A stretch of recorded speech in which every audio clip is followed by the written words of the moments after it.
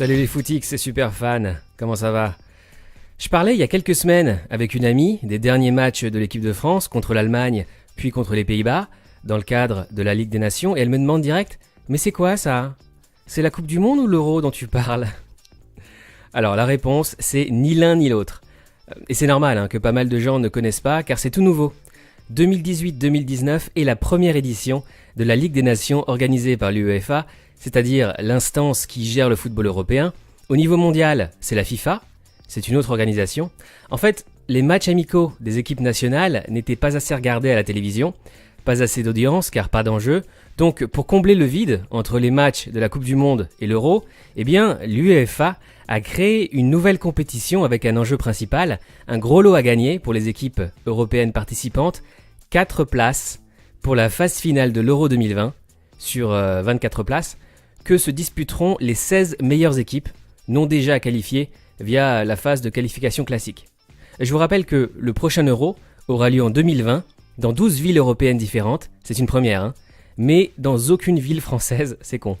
Donc la Ligue des Nations, c'est 55 équipes européennes, ça c'est Wikipédia, 55 équipes européennes qui s'affrontent lors d'une phase de poule, une phase de groupe, du 6 septembre au 20 novembre 2018 et une phase finale du 5 au 9 juin 2019.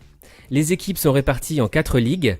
Les meilleures équipes du classement UEFA sont dans la Ligue A, c'est-à-dire la France, l'Allemagne, l'Espagne, le Portugal, la Belgique, l'Angleterre, les Pays-Bas, etc.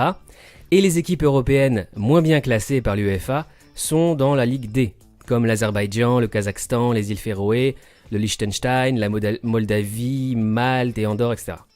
Il y a la Ligue A, B, C et D, et au sein de chaque ligue, il y a 4 groupes. Dans le groupe de la France, parce que les autres groupes, je m'en fous un peu honnêtement, oups, il y avait l'Allemagne et les Pays-Bas, 2 équipes légendaires de l'histoire du football qui ont été, à certaines époques, les meilleures équipes du monde, mais qui aujourd'hui ne le sont plus, clairement. Les compétitions internationales ne reflètent pas toujours le niveau des équipes, je trouve. On a eu par le passé des finalistes pas terribles en Coupe du Monde ou à l'Euro, parce que la chance joue aussi beaucoup dans le football. Mais cette année, après avoir vu tous les matchs de la Coupe du Monde 2018, sans exception, je pense que les meilleures équipes de la Coupe du Monde 2018 étaient vraiment la France, la Croatie et la Belgique. Et dans cet ordre, s'il vous plaît. Donc, des résultats tout à fait logiques de mon point de vue, même si mes amis belges disent le contraire. La Belgique est dans le groupe 2 de la Ligue A et la Croatie est dans le groupe 4 de la Ligue A. Il faut se méfier d'eux, car ce sont véritablement aujourd'hui les meilleures équipes du monde, que j'ai trouvé beaucoup plus dangereuses ces derniers mois que l'Allemagne, les Pays-Bas ou l'Italie par exemple. L'Espagne a l'air aussi en bien meilleure forme qu'à la Coupe du Monde. Alors les matchs de l'équipe de France. Le 6 septembre 2018, la France a fait un match nul, mais vraiment nul, contre l'Allemagne, 0-0. Je pense que ce fut le match de l'équipe de France le plus chiant de l'année. Les 2 équipes étaient peureuses, timorées et n'ont pris aucun risque pendant 90 minutes. Une horreur à regarder. Le 9 septembre 2018, la France a joué contre les Pays-Bas. Et elle a commencé à hausser un peu son niveau de jeu.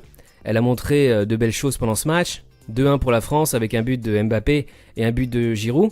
Ce fut un match très important, symboliquement et psychologiquement pour Giroud, qui a été très critiqué par de nombreux haters parce qu'il n'avait plus marqué en équipe de France depuis longtemps. Olivier n'a pas marqué pendant la Coupe du Monde, comme Stéphane Guivarch en 1998. Donc j'espère que le fait d'avoir débloqué son compteur en équipe de France va avoir un impact sur ses futures performances sur le terrain. Mais même s'il n'a pas marqué pendant la Coupe du Monde, son apport dans le jeu des Bleus, ses passes décisives et rien que sa présence personnelle sur le terrain dans la défense adverse ont vraiment pesé, c'est indéniable. Pour moi, il a fait une Coupe du Monde réussie. Merci à toi Olivier, je suis à fond derrière toi. D'ailleurs, dis-moi dans les commentaires si tu penses qu'on aurait dû se passer de Giroud à la Coupe du Monde ou qu'au contraire, son rôle était indispensable et qu'il était irremplaçable comme Griezmann. C'est ce que je pense en tout cas moi. Prochain match de la Ligue des Nations pour les Bleus, le mardi 16 octobre 2018 à 21h au Stade de France. Et ce sera le match retour contre l'Allemagne. Je pense que la France a de grandes chances de gagner, si elle joue aussi bien que pendant la Coupe du Monde. Mais le prochain match amical de l'équipe de France, c'est dans quelques jours là, ce jeudi 11 octobre à 21h à Guingamp et en direct sur TF1, France-Islande. Ce sera un test intéressant je pense parce que Faut surtout pas sous-estimer cette petite équipe entre guillemets, hein, d'Islande qui joue vraiment bien au football, avec beaucoup de courage, et des joueurs qui sont prêts à mourir sur le terrain pour leur pays. Donc si la France méprise l'Islande dans sa préparation et pendant le match, ce qui n'est pas du tout le style de monsieur Didier Deschamps, hein, on pourrait perdre ce match ou faire un nul, ce qui serait vraiment une très mauvaise opération pour l'équipe de France.